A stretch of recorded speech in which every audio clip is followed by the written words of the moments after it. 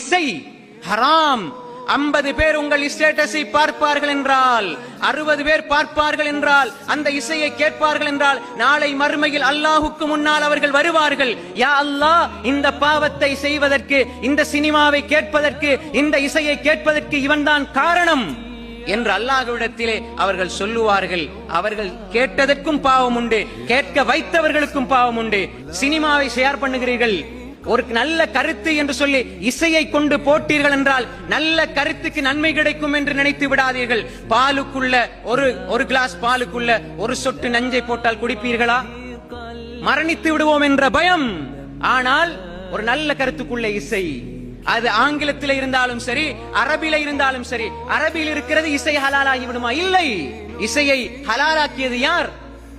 நீங்க ஸ்டேட்டஸ்ல போடுவீங்க, ஒரு ஆள் பாப்பாங்களா, 100 பேர் பாப்பாங்களா? எல்லாருடைய பாவத்தையும் நீங்கள் சுமந்து கொள்வீர்கள்.